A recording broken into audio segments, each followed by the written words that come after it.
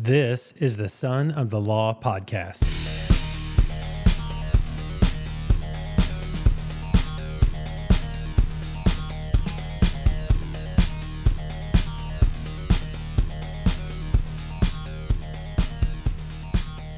Hey everyone, welcome.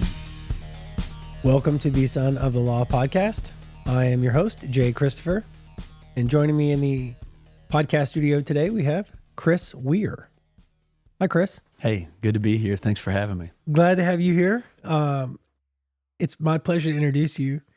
I want to introduce you as one of the nicest people I think I've ever met in my whole life. Don't do that, please. I will. It's my show. You can't stop. Yeah, all right. Okay. You're so nice that actually the first time I really got to know you, I was like, this guy is not for real. And then I talked to one of our other mutual friends, and I'm like, no, I'm not sure how to take him. He's so nice all the time, and they're like, yeah, I've never seen him mad.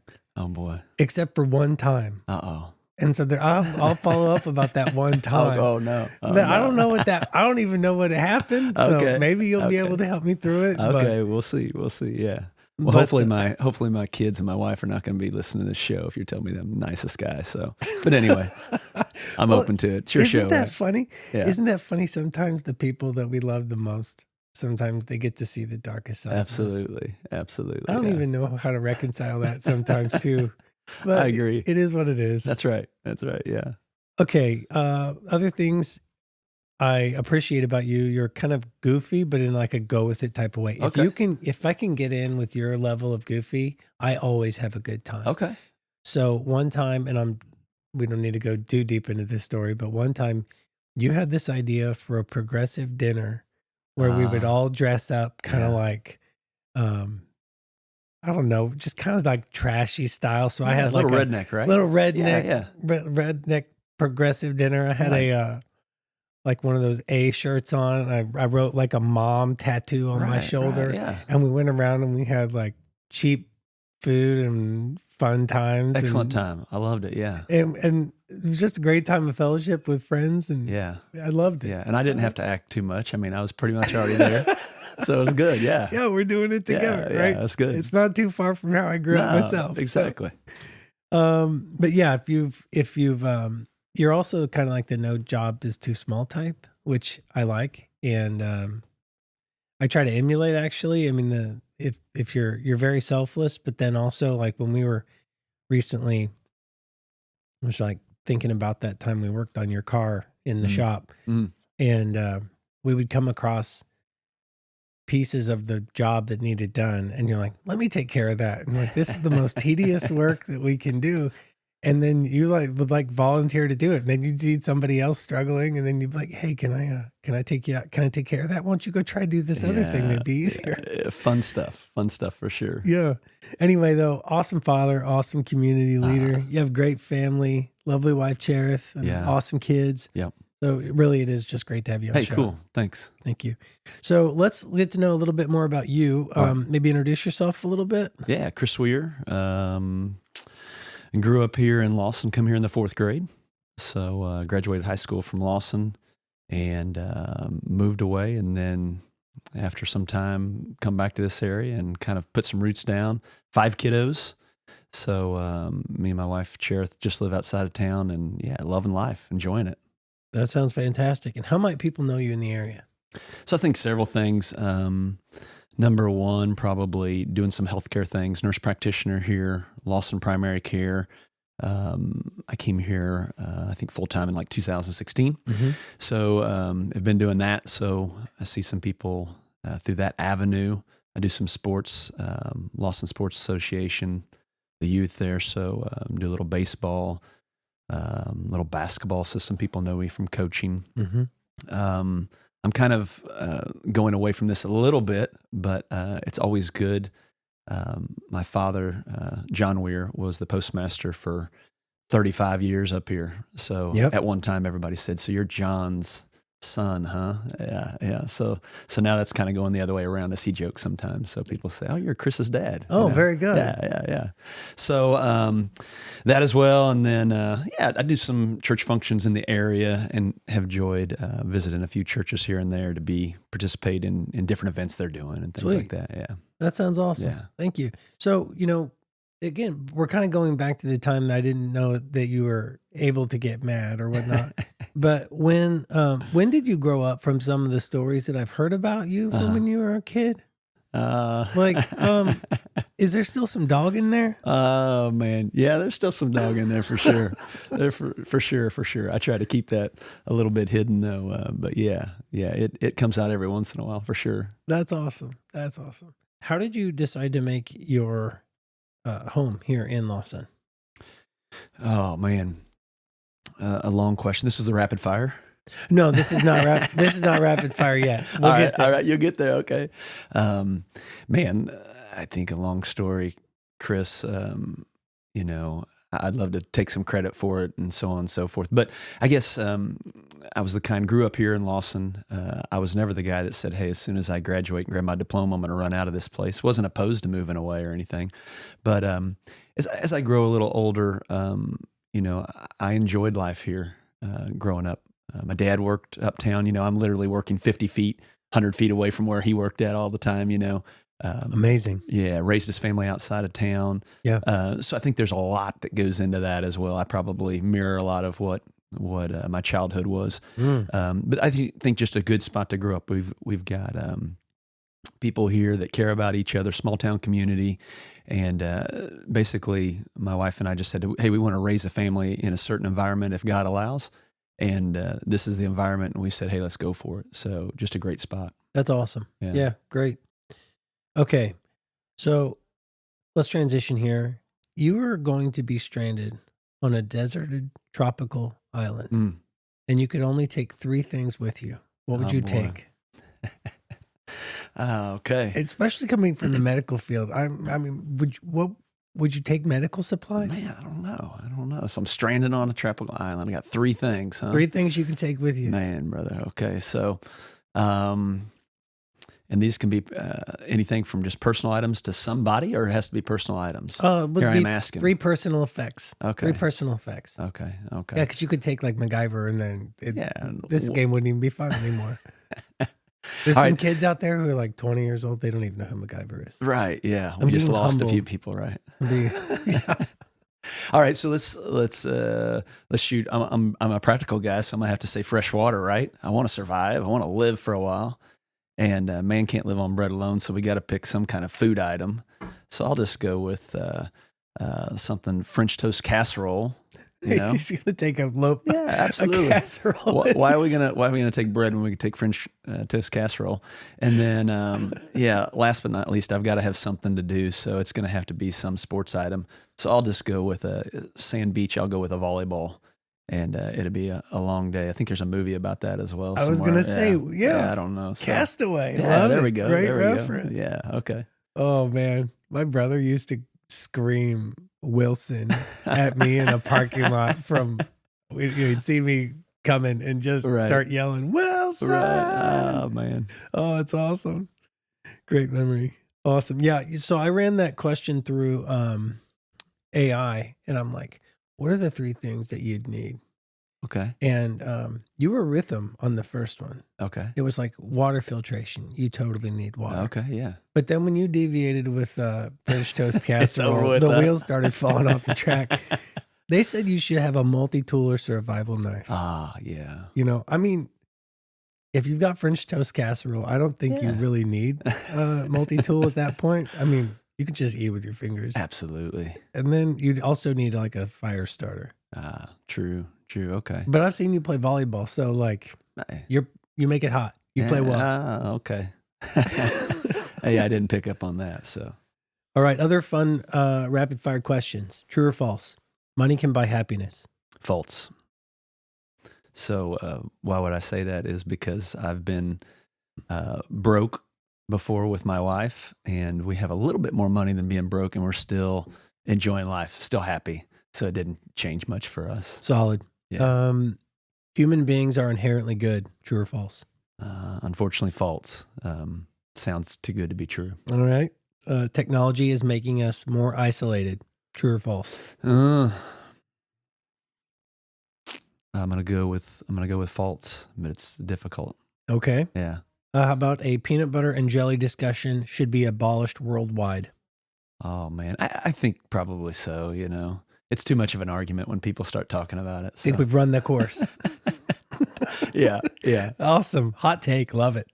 Climate change is primarily caused by human activity. Oh, could I say who cares or no? I don't That's wanna say fine. that. That's Okay. a fine answer. I'll probably. We're not just- going to take that. We don't need to take that on okay. today. Okay, yeah. All I'll right. just go pass, right? So, All right. Social media does more harm than good. it does good. We enjoy it. So yeah. All right. And a person's success is mostly determined by their circumstances, not their individual effort. Oh man, no. It's I'd say false for sure. Circumstances change every day, right? Yep. Yeah. Yep. That's fantastic. Okay. This or that. Camping in the woods or cozy cabin by the lake. Let's go with the cozy cabin. Fishing at dawn or hunting at dusk. Hunting. Barbecue with extended family or quiet dinner at home. Barbecue. Fixing something yourself or calling in a professional. Oh man. My wife would call me out if I don't say it, so we'll call in a professional. Very good. Hey man, know thyself. That's important. And make sure you surround yourself with people at least who do and will hold you exactly accountable. Right. Yes. All right, bonfire under the stars or a movie night with kids. Let's go with movie night. Right, chopping wood by hand or using a chainsaw. Oh, chainsaw. Yeah. Any day of the week and Yeah. twice on Sunday. Yes, absolutely. I agree with you. Riding dirt bikes or riding four-wheelers. Man, I go with dirt bikes, but let's do that question 30 years ago. Now, maybe a bicycle, but nothing else than that. You spent a lot of time on dirt bikes. There was a day or two there. Yeah. Did you ever get seriously hurt? No, never seriously hurt. Broken a couple wrists and stuff like that, but nothing. Blessed to not get in situations that were unsmart, and but never did get seriously hurt. So blessed to do that. Yeah. Okay. How about a family picnic in the park or taking the kids to a local fair? You're with the family either way. Yeah. So we'll probably do with the picnic for sure. Yeah. All right. Let's transition here. You're a nurse practitioner. Yeah. Tell me about how you decided to find yourself in that world of nursing. Because I know a little bit about your history and you weren't always kind of moving in this line of work. Right. And so let's just unpack this a little bit. So it's a long story. I guess we've got time here though, huh? Well, you do. So I'll take it back a ways, okay, and we'll develop into that hopefully. And you might have to go back, Chris. The question was Reel you in. So I graduated high school here at Lawson.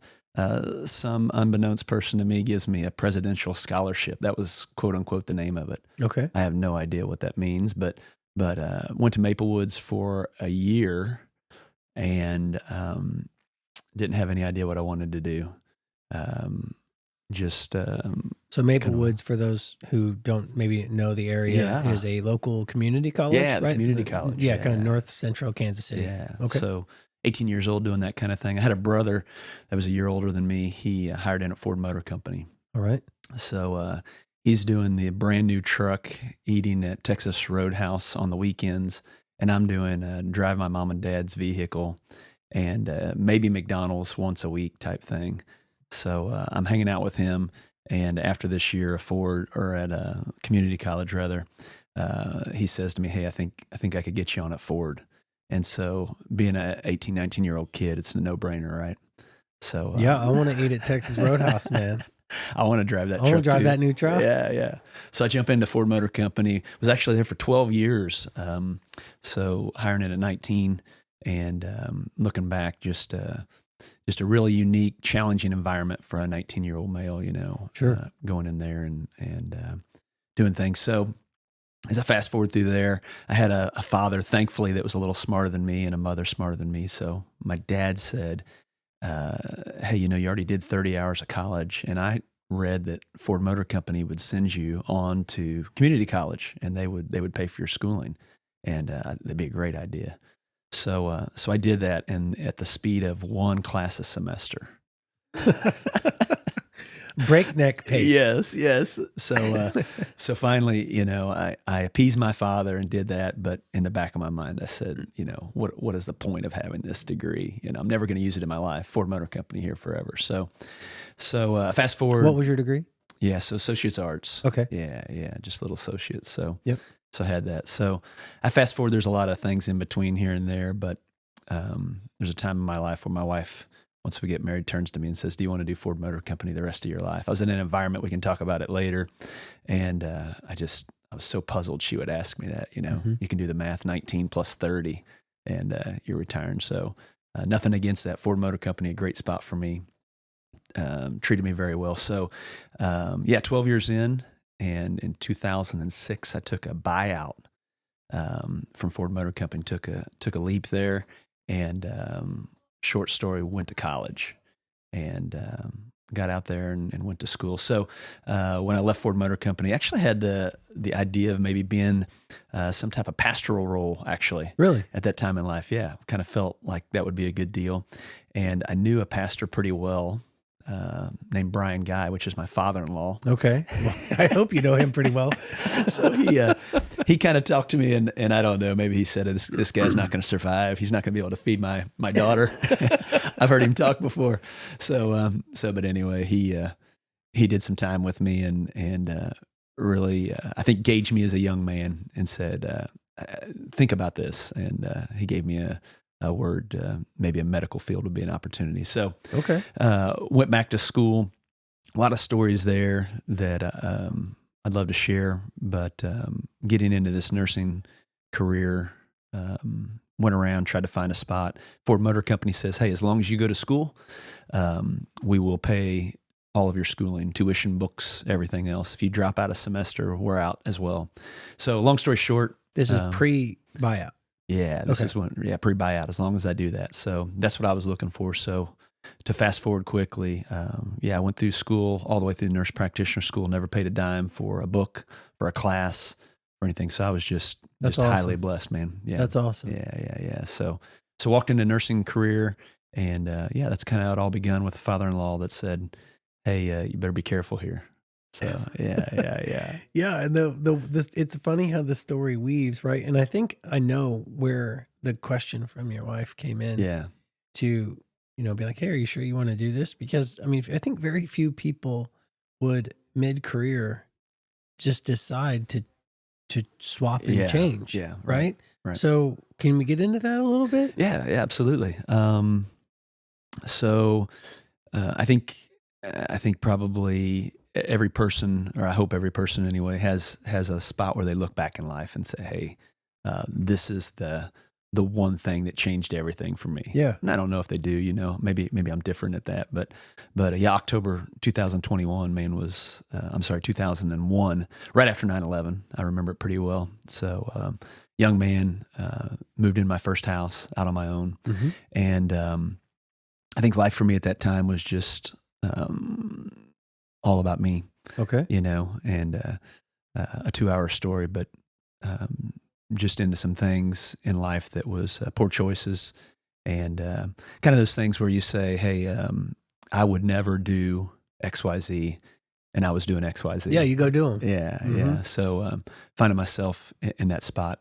So October 2001, I make this life-altering thing happen, and it changed everything about me. I mean, from the way I ate, the way I drank, the way I talked, the job I was looking for, the motivation, anything changed. And simply put, just a relationship with Christ. Amen. And came to that. So that was the biggest thing for me. And from that point on, I think things didn't, like, it wasn't all roses and just ease, but maybe a little more clarity on, I could take a life jump. I could make get out of the safety zone. I could do things that were dangerous, so to speak, adventurous, and not have to suffer the repercussions of what if I don't have a bank account, or on and on and on, those kind of things that had kind of overarched my thought process in the lifestyle. So, Sure.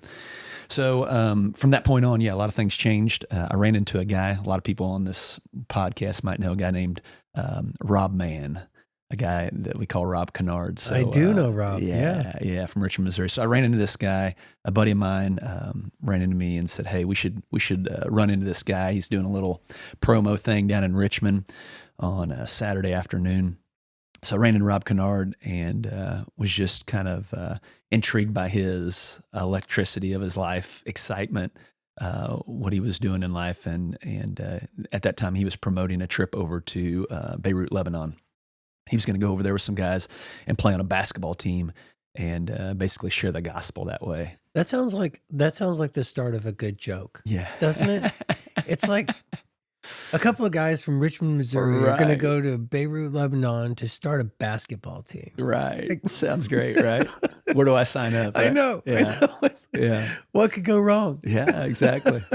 So I got connected with Rob, and I just remember kind of this point very, very vivid in my mind. Back in the day, the first 2 weeks of July was July shutdown for Ford Motor Company. Never changed, always the same. Okay. So on and so forth. So I hear Rob give this spiel to probably 20 people in a room, right? Hey, let's go do this, and we're going to do all these things and everything. And as exciting as it was, I just knew that it wouldn't fit for me, timing and so on and so forth. Sure. So I'm leaving that place, and he shakes my hand, gives me a fist bump, whatever. And he says, "Man, I'd love to have you come and be a part of this." And I said, "Hey, yeah, great. Sounds good. I'll give you a holler if I get a chance," with no intention of ever calling this guy back. And he says to me, we should get together sometime. Yeah, absolutely. Yeah, for sure. We'll have coffee or something. But he turns to me and says, "Hey, I'd love to see you. And it's the first 2 weeks in July. That's when I'll be going." And it was just like a connection thing there to say, wow, I could actually do this. So this could work. Yeah. So 2003 in July, first year over to Beirut, Lebanon. I can remember kind of the horrors of my mom and dad and some other people around me saying, "You're really going to do this," So jumped in there and got to be a part of that, and just a great opportunity. Fast forward a little bit, go back over there in 2004. And actually get engaged while I'm over there. And that's not a random thing. I know I can see in your eyes you're looking at me like, this guy just No, I'm just this is why I started this show. Right. Like when you start talking to people in your community and you really get to know them, and then they tell you this stuff and you're like, wait a second. We're not from the big city. We don't know, how is it that I know somebody who's got a story this cool and I'm just now hearing it? Right. Yeah. This is awesome. And I still so you went over to, I'm going to go back just a bit. Yeah. The first time you went over there was to play basketball. Right. What's the structure of that? Yeah, so you go over there, you just play basketball? Yeah. So you can imagine, we're going over to a prominently Muslim country, right? Okay. And your objective is not to make money, not to engage in people to sell some product or whatever. You're over there to love on people, care about people, and share Christ. Okay. So that's my objective on the field there. So in 01. And this is actually 2003. Okay. 2003. I'm going over there. Yeah. So the idea of it is going over there and saying, "Hey, let's do a Bible study on this corner over here," and you invite 30 people, and guess how many people show up? Zero, yeah. But when you go and you say, "Hey, I got a United States basketball team," and these are guys from all over the place. I had a guy from Cornell University, had a guy from Evangel University, some guys that were big time players, and then you got a guy from Lawson named me. So not big time. I'm the bench warmer guy, right? So you're too humble. Yeah, you're too humble. But I understand what you're saying. Right. That's an awesome and self-deprecating joke that I make regularly. Right. Yeah. So you're over there and you say, "Hey, we're going to come to a university and we're going to play this basketball team." And I mean, just hundreds and hundreds of people show up. We'd go to a place to play, and there'd be actually TV cameras there and things like that. This United States basketball team's going to come and play. Played a national team over there one time, got it handed to us pretty bad. But for the most part, was successful in that realm to be able to let people watch and enjoy. And then, at halftime, you have a crowd, and you make it well known before you start at this university, wherever you're going. Hey, I'd really like the mic for a few minutes. And you get up and you share a testimony. So it's exhibition style game. Absolutely. And then during halftime, while you've got a captive audience, you have the opportunity to just share what's going on. Right. Okay, cool. And just some great things. I could go into detailed stories there, but just some great things. Even the national team that we played over there, halfway through a testimony, one of the players gets up and walks out to half court, while you're sharing. And he's standing there, and you're thinking, one of this guy's gonna, boo me off the stage or kick me off or whatever. And then he's standing there because he wants to share his testimony next, and he's a believer as well. So just a lot of fun things there. And I'll digress just a little bit, not too much, because I know somebody's going to say, hey, did you say you got engaged over there? Yeah, that's where I was going. I'm not far from that question myself. So I'm not going to say like I just picked some random lady over there. So this what goes would back your wife say? Yeah. No. So definitely I spoke a little bit about my father-in-law, pastor for 40 some years at a church in Richmond. Through this time in 2001 that I shared with you, changing of life, had a great opportunity, not a random chance, but to be invited into a church family, and for the first time kind of made my decision as an adult that, hey, this is where I want to be. This is what I want to do. It's great to have parents that have done that and walked that. Can't express that enough, but to make your own personal decision to say, this is what I'm going to do in life.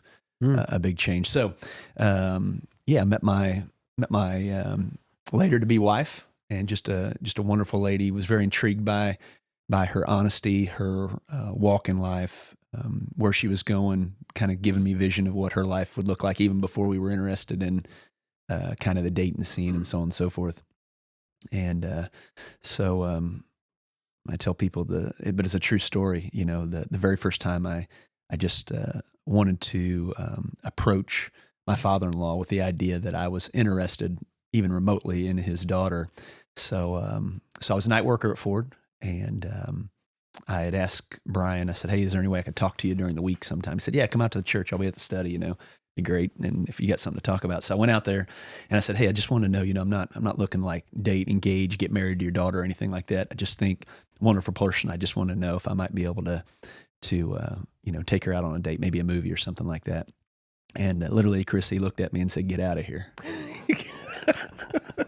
Out she go. Did he grab you by the ear and drag you out? No, it was just get out of here, and that was the end of the sentence, and there was no more talk. And I think I got up and said, all right, and I left. Oh, and but looking back, that was a great moment, and it dug me in deeper too, to just to be respectful of what somebody had to say. And now that I'm a father, not quite there of that age yet, but I can respect that just a little bit more. So that's how my journey started with my bride to be. And so fast forward into that opportunity, talk to him for hours upon end. Just a great guy leading me. We actually, as I dated my daughter, or my wife later on, and had an opportunity to get to know her and things, I think the father-in-law knew that this was a little more serious. Sure. And again, just a great guy. As people look at our marriage now, my wife and I, definitely not perfect, but striving to work together and do things. So a little known fact that people would not know either. While we were dating, before this engagement happened, my father-in-law came to me and said, hey, I got something that'd really be good for you. And this was in the transition of before I'd even went overseas to Lebanon, and he said, I can see my daughter and you pretty serious, I can see you guys getting serious. Yeah, absolutely.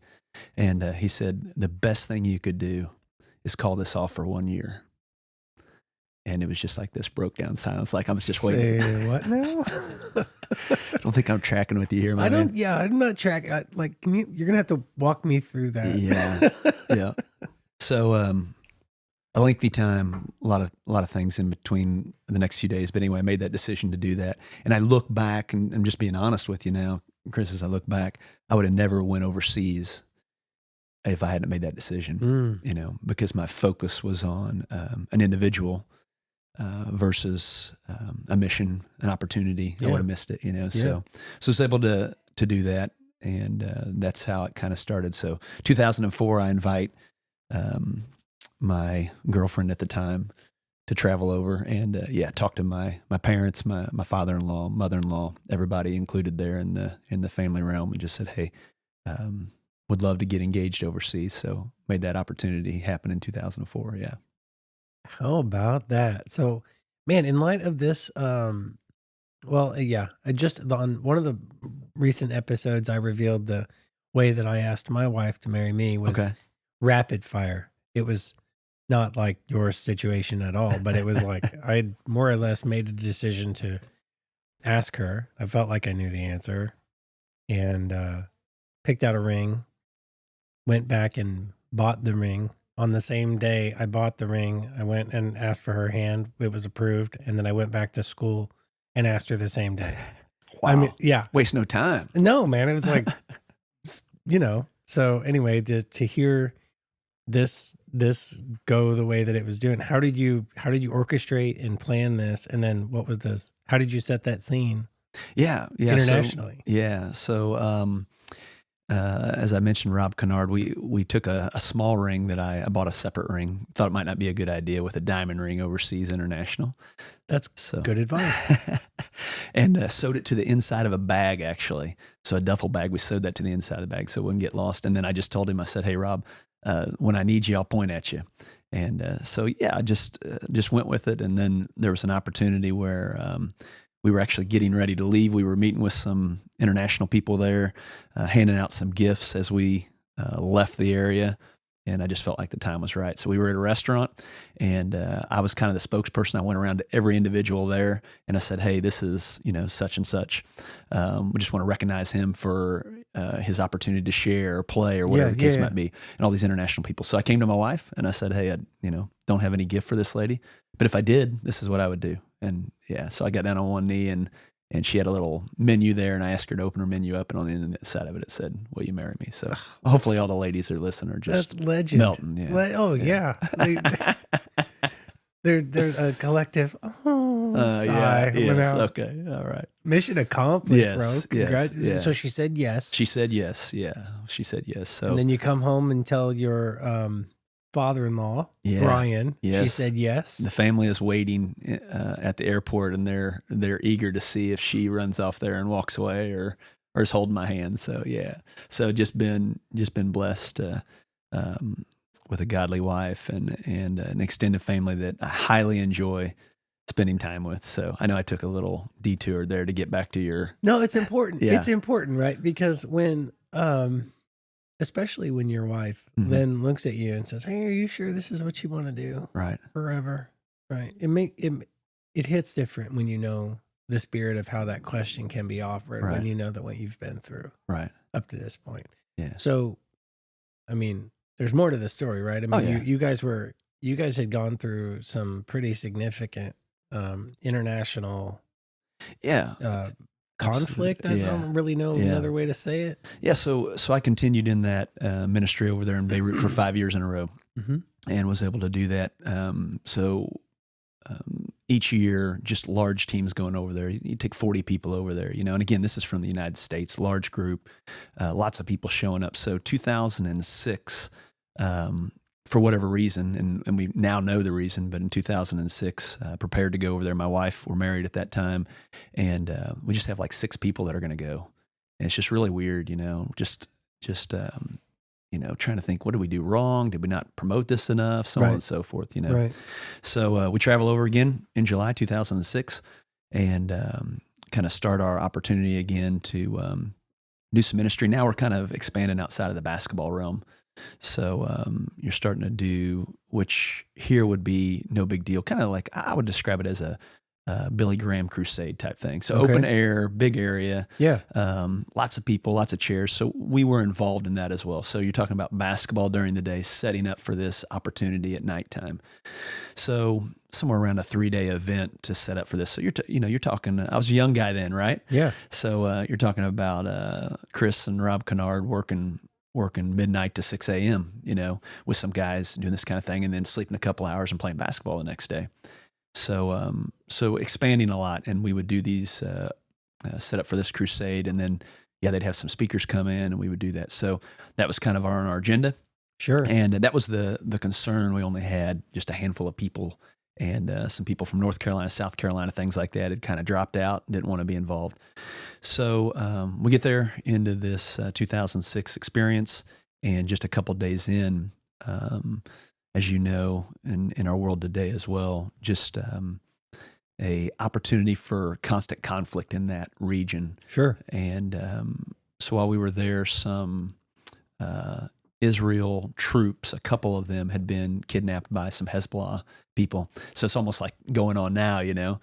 I mean, it And, sounds just like what's happening now. Yeah. So I think if I remember right back then, quickly put and politely put, Israel said, "We want those 2 guys back, or else."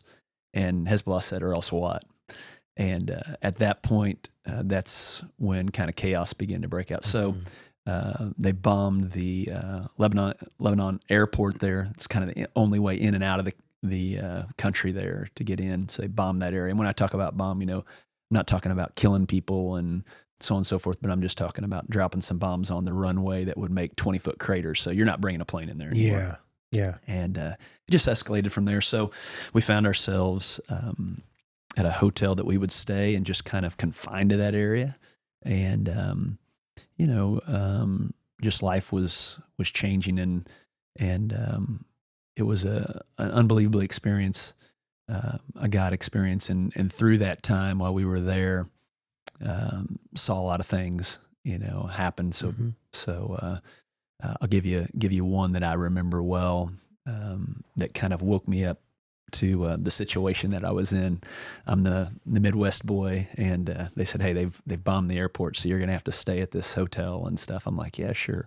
I still got a Coke in my hand every morning. I still got a pool I can go out to, So nothing's really changed a lot for me, other than they've just said, "Hey, the things that you had on your agenda are done." I'm a pretty easy rolling guy, so I could go with that. But I believe it was maybe in the afternoon. You're confined to this hotel. Things are starting to happen, and I want to be careful on your time here, Chris, too. But real life was beginning to happen. This was back again, 2006. Emails just the glitch that barely powers up, and to get on an email, to send a text message and stuff like that's just almost non-existent. Yeah. So I might paint the picture for some people that are a little younger, taking you back to that day. So I'm not on social media. I'm not texting back and forth with my mom and dad, my church and stuff. These guys have questions and questions and questions. Channel 9 News is now at my mom and dad's house here in Lawson, Missouri. They're talking to them about, "Hey, we understand you got a son and a daughter-in-law that's stuck in Lebanon and Beirut, and they're showing on TV the bombs going off and everything else, no communication between us." So same way down at Richmond at the church and things like that. So a lot of people here excited, praying, wanting to know what's going on over there. So let me just, again, make sure I got the timeline right. High level summary. You are over there on a mission trip. And while you're there, the political unrest happens.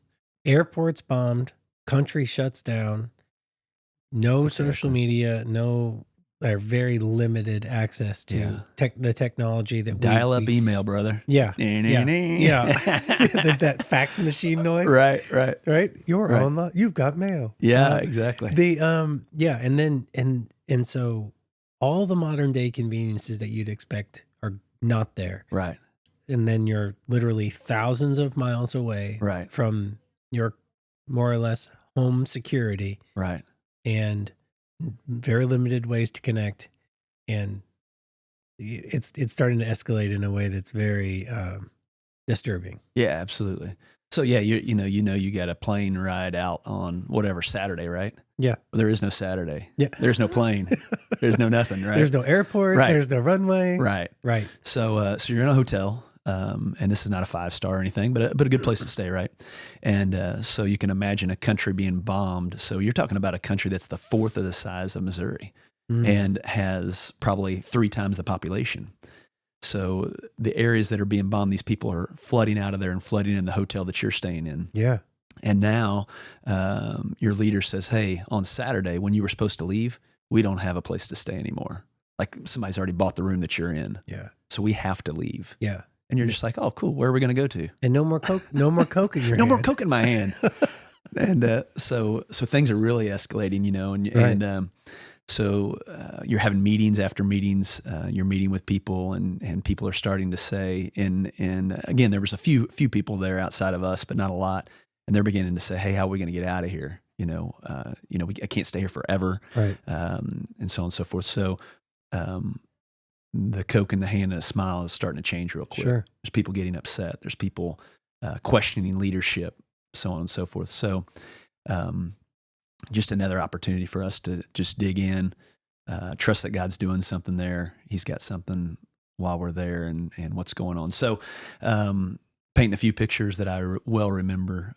There was a meeting one morning, and the guy that was the leader, still a leader over there, great guy, does a ministry over there named Showie. And he came and he said, hey guys, there's a bus going to Syria today. You could get on that bus. You could go through Syria, maybe get over to Jordan and catch a plane over there. And, you're looking at each other, how do you spell Syria anyway? But I know that's not a good word, and we're looking at each other and basically the group that I was with, the 6 guys and girls, we looked at Showie and said, what would you say us to do today? You're the leader. We trust you. And we've been sent over here under your authority. What do you say? And he said, I'd stay here. And so the other group people, several of them said, stay here. We have no place to stay. Do you understand? I mean, 2 days, it's going to be over. Yeah, on and on. yeah. So that bus came from Syria, or came and left, and there was a couple people on it from the United States. Not our team of the 6, but a few people that left on that, and lots of question marks. Sure. If you don't know, people at Syria not necessarily smiling on American citizens. No. So a big deal, and to watch that bus drive off, to know, hey, did I do the right thing? A little more responsible than just for myself now. Got a wife and over there. So literally that afternoon, we're 2 days again away from this being kicked out. Don't know where you're going to go. Thinking maybe your bus ride literally just left, and you head out to the pool. That's the only thing there is there. They got a little makeshift pool, and we go out there. I remember Rob Kennard and I hanging out there, and he says to me, what are we going to do, man? And I said, I don't know. I thought you had an answer. He said, no, I don't have an answer. So I said, well, let's just hang along. And this is just right up Rob Kennard's alley. He's an adventurous guy. Yeah. So we're hanging out. I remember loud music out there. They had some music going in Lebanese. And I remember hearing something over that radio. And I looked at Rob. He was across the pool, maybe. He's looking at me. He points to his ears, and I heard something. And literally you start to hear gunfire and things. And you look up. There's a helicopter within 200 yards of us. And it shoots a rocket out and explodes in the ground next to this hotel. And just this crazy things thing. got real. Yeah, things got real. So I guess I did what anybody else would do. You run. I don't know where you run, but you run. Where do you? Yeah. Yeah. And walk us through that. That's fascinating. Mm-hmm. You see that stuff in the movies. Mm-hmm. That's where that is. And Right. most of us, I'd wager to say all of us except maybe our 2 listeners in either Russia or Norway, who I just don't know what their life is like. But Right. life here in the Midwest we're literally 10,000 miles away from that type of unrest. Right. So when it's not on TV, and led by Bruce Willis jumping out of a window and throwing somebody to the ground, Right. What's that like? Yeah. I think in the moment, it's just a pure panic type of opportunity. Try to think sensible. but there is no sensible. It's a concrete city, It's not like you Sure. run into the woods or anything like that. So we began to just obviously, we're out there for what we thought was leisure. People begin to get out of the pool, and people are yelling and kind of chaotic. But there's an area to go underneath this hotel, so Yeah. people begin to go underneath there. But I think the reality of it hit to me as there was some obviously international people over there that were working with us, right? Got to have coordinators. You got to have people that coordinate these basketball things, coordinate the evangelism, so on and so forth. So there's a young lady over there. She's actually in the States now. Her name was Nicole at the time, a little bit younger than me. And I remember she was with us. We went into the hotel, still some gunfire outside, exchanging between some people on the ground and this helicopter, and then the helicopter flies away, but we're in there, and a lot of people just chaotic, and so on and so forth. I remember looking at her, and she's just cool as a cucumber, just like looking outside, maybe looking at her nails, whatever. Chill. Just chill, yeah, no big deal, And I asked her, I said, "How are you being so calm?" And we're swimming, right? So she has a one-piece swimsuit on, Yeah. and she points down to her leg, and she has all these areas that are real dark on her leg. And she says, "Those are bullet holes when I was a kid." So this girl had grown up in this. This was everyday life to her. She had grown up running away from this stuff, trying to hide behind this stuff, and so on and so forth. So Oh my to her, this gosh. was another afternoon. So, yeah, you're right. There's people out there that are living this every day, and we're just we're kind of caught up in our own little world. And here we are in the United States. Yeah. Really suffering when something happens big, like the Casey's store down the street runs out of soda for the day or something. Yeah. I call those first world problems. Yeah. And I didn't coin that phrase, but Right. it's just like, imagine Yeah, I have to empty the dishwasher twice right, today. right, Or exactly. it's you got to do another load of laundry. Yeah. Imagine. It's so difficult. So perspective was gained there, and respect as well for these people. But yeah, I remember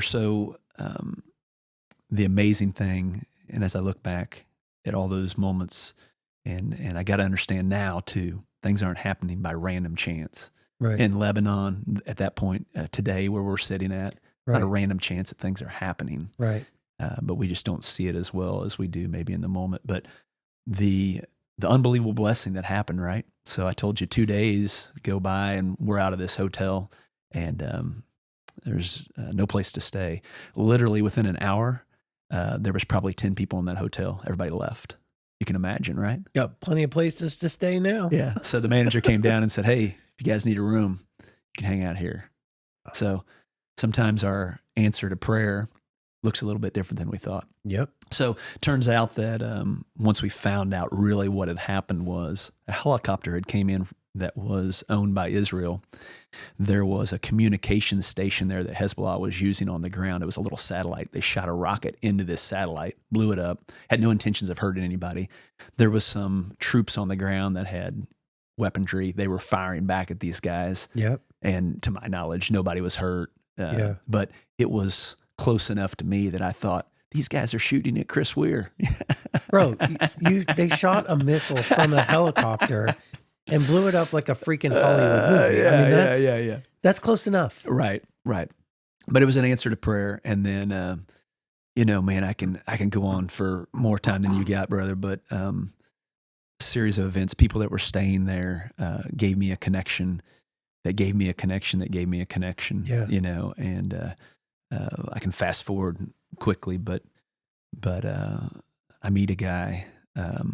Again, this is the snail mail email, man. I'm telling you. I mean, you got a line of people waiting for this email. One computer in this hotel, and you get on there, and like I said, it's a 5-minute deal even to bring your email up, maybe. Yeah. Yeah. And so that's the only way I had to communicate. So I got an email from this guy from the embassy, and I'd love to meet this guy someday. I don't even remember his name, but he was from the U.S. Embassy there in Beirut, and it was a crazy thing. Like he said, "How many people are in your group?" So I would send him the message back, and I'd come back in there. The line would be, to get on the computer, it'd be forever, and then I'd look and no response, or whatever. And I'm sure this guy had more things to do than sit and wait for Chris Wier's response for a Gmail. But, so I get a response back for this guy. Give me 48 hours. I'll get back with you, and on and on and on. So anyway, long story short, he finally says, "Hey, I want you to be at the embassy at this date at this time." And, again, sometimes we have an idea what things look like, right? In our head, what's going to happen, how things are going to go down. And it doesn't involve that helicopter shooting a missile into something beside us, but God knows, and nothing's random. Right. So, so I remember, we had, now we have 6 people. We got a little more people because we have a few extra people in our group now that are from that area, that are American citizens as well, that are traveling with us. I believe we had 12 people in our group altogether. So this guy wants names and social security numbers and everything, And working to get you home, right? And I'm gladly to give that out. People are saying, "You're giving your social security number?" Yeah, I am. Yes, I am. So this guy says, "Hey, meet me at this certain time at this certain date." Real early in the morning, I remember it. And just great people over there in Lebanon wanted to help. But they said, "Hey, my buddy's a taxi driver," and so on and so forth. So they get with us and they say, "Hey, we know where you're going," which they had no idea where we were going, by the way. But they had heard from this person that person and everything else. So what had happened, the military came in, the United States military had come in, Marines had come in, and they were taking people that were United States citizens out of there. They did have, on the coast, they had some very large ships that they were loading people on. And so our friends had, from Lebanese friends, had said, "Hey, this is what they're going to do. They're going to put you on one of those boats, and you're not going to have any water. You're not going to have anything to eat. You're going to be on a boat for, 24 hours, 48 hours, whatever." And so on and so forth. So again, I had this contact information. This guy says, "Show up with the shirt on your back and I'll let you have one backpack." So you can imagine what my backpack has in it. What I just told you a little bit ago. It has French toast casserole. Yeah, absolutely, brother. How'd you guess? So I've got like a case and a half of water in this thing, right? And so I'm and a volleyball. Oh, and a volleyball. Of all the things. And literally, I can't imagine how many happy Lebanese hotel guys were over there as I gave away every shirt and every pair of shoes I brought over, to gift all this stuff away. But we get in this taxi, we get everybody loaded up, we go down to this port. We're down there, and here's all these Marines around, and kind of chaotic, just people everywhere, and we finally run into a guy that has a list. It's a mile-long printed out list of names. I give him my name, kind of proud to be down there and finally get away from this stuff. This guy looks through the list and says, "I don't see your name on here." I'm like, "Man, my name's got to be on there, know, so he checks again. I sent the email. Yeah, I sent the email. And so he checks again. He says, "Nah, your name's not on here, So I had a contact phone number for this guy from the embassy. And the leader of our group, my buddy Showie down there, was calling this guy every 5 minutes, no answer. And so finally, he gives the phone to me. He says, "Man, just try to keep calling this guy." And I called, and the guy picked up. He literally picked up. Yeah, he's like, "Hello," And I said, "Hey, sir, this is Chris Wier. I'm down here at the port, and I'm looking around. They don't have my name on the list. I'm just panicking, And he says to me, Chris, real calmly, he said, "What did I tell you to do?" Oh. And I said, "What's that?" He said, "What did I tell you to do?" Didn't tell you to come to the embassy. He told me to come to he didn't tell me to come to the port. He said, "Be at the embassy at this time." Yeah. And I said, and he said, "Repeat to me what I told you to do." I'm sure this guy's some high-ranking military guy, Yeah. And so I said, "You told me to be, there at the center at such time." He goes, "Where are you at?" And I said, "I'm down here at the port." He goes, I advise you to do what I said." And he hung up on me. So I scrambled, grab all these people, throw them in taxis and everything. So we bust up to up there to the embassy, and it's something out of a movie scene. Hundreds and hundreds and hundreds of people around, and nobody looks like me, as you can imagine. Fence all the way around this place. People are shaking the fence. They're yelling at these guards inside and stuff. So again, just a God moment. I walked up there, told my group to stay back, and I went up to the fence, trying to get some attention to people. Nobody's paying attention. Finally, this lady with a dress on walks out there, American lady, and talks to me briefly. She's a school teacher and was from the East Coast, and was there and doing some stuff. And I told her my situation, told her the connection name. She went back and talked to somebody. So a guard that didn't speak English come out and pointed at me, and he pointed for me to come into the gate. So I got my guys. We went through the gate, and you're talking about, again, walking through hundreds of people. Excuse me, Yeah. watch out. Excuse me. Yeah. They're letting us in this gate. People are irate. We get in the gate, and we're standing there as a group.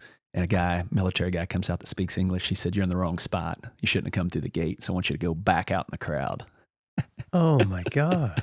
And so we go back out in the crowd, and just a block or two down is where our connection point was. So we go in there again, just a God thing, something out of a movie. They would open the door, let two people in, and about 5 minutes would go by. Two more people would go in. About 5 minutes would go by, and we went in there. Rob and I were the last guys to go in. They just told us to throw our bags down. They kind of, go through you real quick and frisk you. Sure. Just again, out of the movies, a Suburban pulls up, a black vehicle. You get in, this guy's going 80 miles an hour, right, left, and everything else. And then he drops you off at a place. And the next thing I know, I'm in a billiards place, air conditioned. Here's my team. There's another 20 people probably hanging out at this place. And it's a captain's club in the middle of this embassy. And they go, "Can we get you something to drink, sir?" Coke. I'll have a Coke, please. So all of that to say, sometimes people in your life are painting this picture of what you are going to go through, this terribleness and things like that. And you just got to listen to people around you that are in charge, in authority, and saying, "Hey, just do what I say. Right. Do what I ask you to do." And so we get there, and so I don't know, we were there for an hour or so. A guy came up, called my name, said, "You got 12 people with you." We went down. There's my backpack full of water, by the way, laying there, of all the worries I had and concerns I had of what life was going to be like.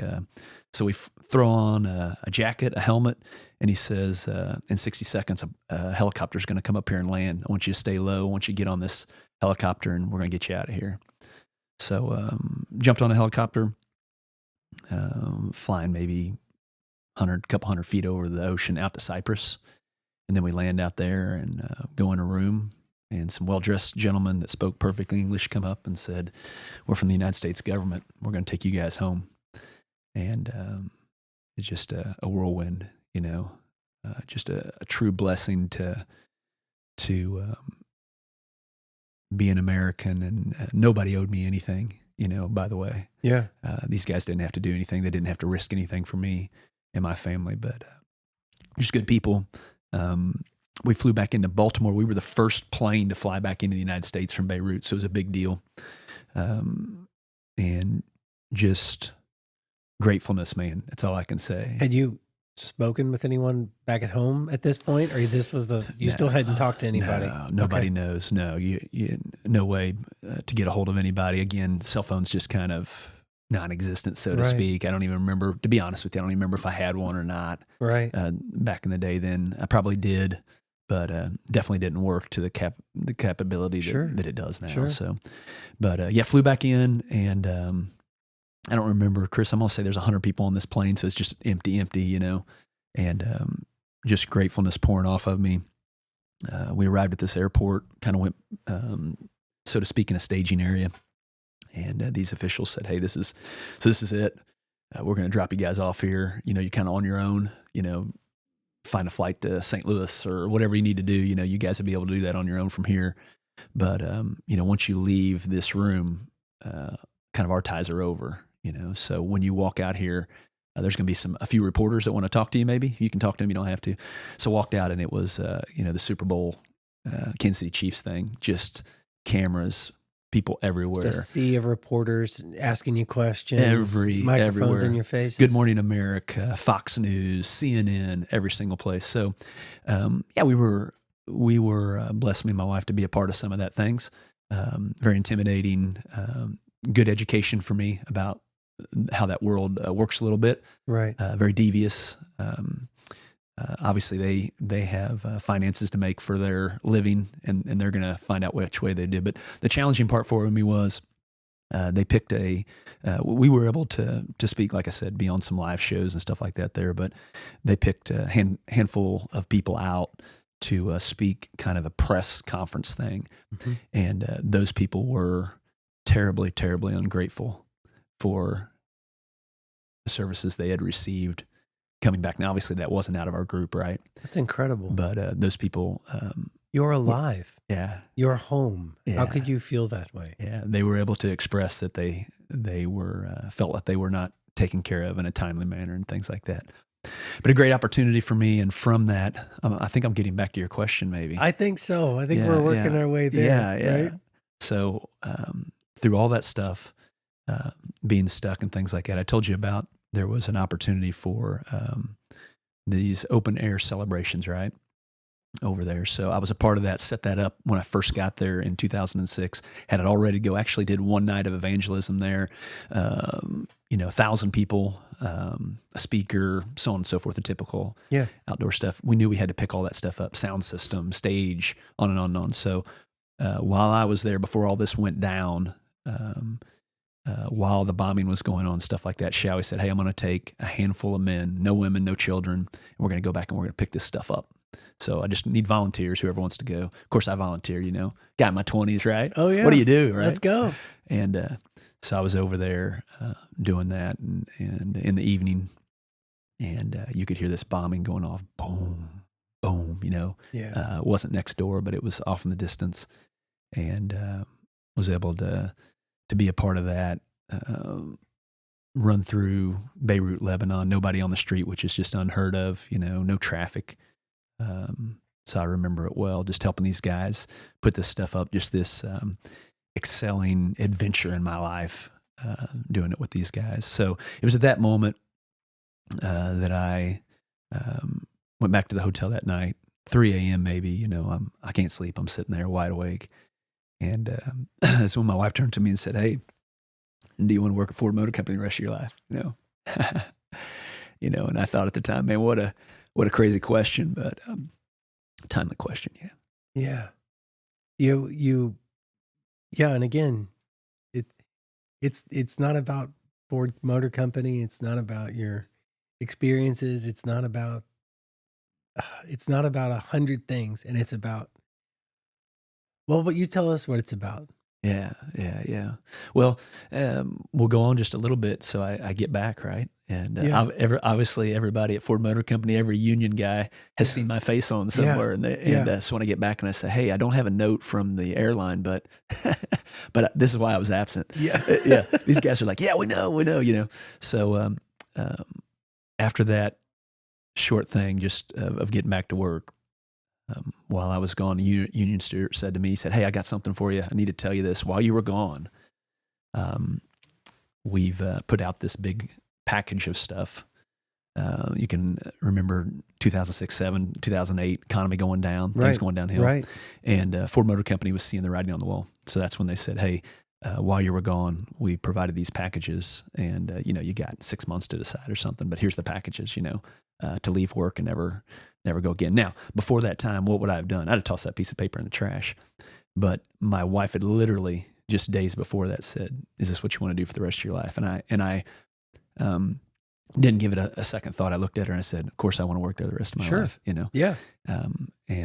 But at that moment when that guy handed me that, it wasn't a random act, it happened. And again, that was a time that God provided for me, not anybody else. So I'm not here to talk to somebody else on the airway. I'm just telling my story. Absolutely. And I'm so glad you did. And now that's what I say, you fast forward 15, 16 years, 18 years, you did all of the things. You went through the buyout. Yeah. You got your degree. Yeah. Then you moved into the nurse practitioner role here Right. in Lawson. And Right. it seems too simple to say the rest is history. Man, the journey, Chris, as we're talking about, the journey is the spotlight. Yeah, there was so many times where I looked to that endpoint, whatever that endpoint was, whether it was a nurse practitioner certificate, whatever the case might be. That's all I wanted, right? But that's not what what it was about. It was about the journey, Right. walking through it, doing those things. And man, I can sit here and tell you story after story after story from knowing that I was supposed to go to nursing school, right?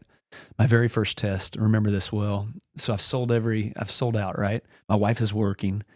She's going to be the only income for our family, right? Mm-hmm. Just a great thing to tell your father-in-law. Yeah, hey, remember that? Remember me taking your daughter-in-law or your daughter, and I'm gonna do this. So I'm gonna quit work for a while or whatever. But these guys were behind me 100%. And but I remember the very first test I took in college. Now that I'd went out on my own and studied for it, and got a D on it. And I remember, I can laugh about it now, but I can remember the tragedy coming home to my wife. And I'm telling you, my wind that was in my sails were gone, bro. Yeah. It was gone, man. I knew I had made a mistake. Yeah. And if I could have took it back right then, I would have done it. I would have signed back up with it. I would have left it. I'd have left it behind because I was so full of fear. Yeah. But thankfully had a wife beside me, man. She looked at me and said, "Hey, you're not a failure." Yeah. Yeah. Stick with it. Do your thing, man. And jumped in there and went after it. A couple months later, you're talking maybe even a year later, it's time to get into nursing school. You got to be accepted to this stuff. You just don't sign up for it and go into it. Yeah. So I got a letter in the mail, man. Finally, a letter in the mail from this nursing program. And my nephew, I remember my nephew, young guy, used to stay some time with us. He was there and opened that letter and said, "You've been selected as an alternate to the nursing program." Say what? Yeah, the hits keep on coming. God, you still there, man? Yeah. So I walked it out, and by now you're starting to figure out maybe this isn't random chance. Maybe he's got something. Still walking it out, but yeah. I remember, hey, what's the alternative to this? I think I could get a minor in psychology or something like that. So I signed up for it. So went to school that next semester. Was supposed to be, I thought, in my mind, in nursing school, but I had to take another road. Yeah. So I'm in the up at St. Joe, Missouri Western, where I did my undergrad. And I remember the building. It was called Murphy. I don't know if it's still called that or not now, but psychology and nursing was in the same building. Okay. Psychology, floor 1, nursing's floor 3. So I go to my first psychology class. I don't even have the books, brother. Yeah. And I'd never done that before. Yeah. I'm always a guy that's ahead of time. But I didn't even get the book for the psychology class. I went in there, and just sit through that. I don't even know what these guys were talking about. The first hour of lecture. Yeah. I'm just looking down at my paper. I don't even know if I wrote anything, So I leave there, and nursing school had already started. I didn't get selected, but they were on the 3rd floor, right? So I just thought, why not? So I went up there and went to the front desk. There was a long line of people, first day of courses. And I just went up and said, "Hey, my name is Chris Wier. I'm in the nursing program as an alternate. I just want to come by and say hi and introduce myself." And they said, "What is your name?" And I said, "Chris Wier." And they said, "Take a seat real quick." So I did. A lady came out 10 minutes later maybe and said, "Come back here." And she said, "You're Chris Wier?" And I said, "Yeah." And she said, "Somebody just dropped out of the nursing program. How would you like to start nursing today?" Oh my gosh. Just random chance, man. Just right? start today. Yeah. And so I remember that again, calling my wife on the phone. This is fascinating. Yeah. I mean, the door closes, one opens, the door closes, it opens again. Yeah. So walked into nursing class that had already started and sit in the back. And I remember lots of people turning around, looking at me. Somebody's up there lecturing. And the lady stops class finally, because there's kind of commotion. Some of these people know me. They see me. They're waving at me. Sure. And she says, "Hey, would you like to introduce yourself to the class?" And she disrupted it. And I said, "Yeah, my name's Chris Wier. I'm starting nursing school today." And she said, Great. Take a seat, And she said, "Do you have any questions?" And I said, "Yes." "What class is this, by the way?" So it always happened like that, though. It's just always just something like that. Same way with my graduate school. Again, I told you, man, when I got my undergraduate, I had to continue to go or I would be dropped out. So I talked to lots of people. They said, "Listen, you're not going to go to graduate school right out of undergraduate. It's just not going to happen. It doesn't happen. You can't do it." I met with a couple programs. They said, "Hey, we don't take people that are right out of undergraduate." And I met with University of Warrensburg, UCMO now. Yeah.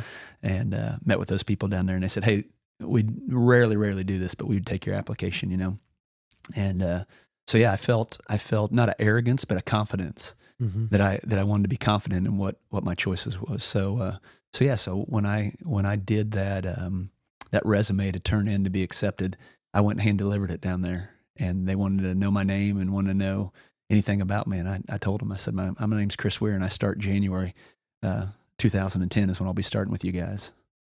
And I don't want to say I was right, but it was right. Yeah. So I walked into that realm, and again, where people said, no, it's not going to happen. You can't do it. Yeah. God had a different plan. Yeah.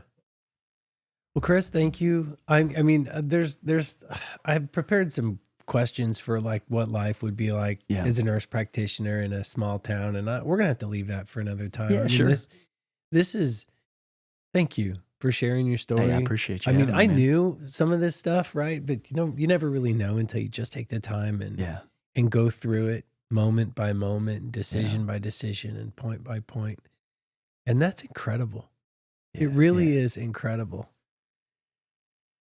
So what's the greatest takeaway then from this? You're now you started your program. You started in as a nurse practitioner in 2016. So I was 2013 is when I came out. Yeah, 2013. Yeah. So the greatest takeaway, I think, is it's not over. It's just beginning. Yeah. It's just beginning, and I'm It's a enjoying it. journey. Yeah, it's a journey, and I'm enjoying it.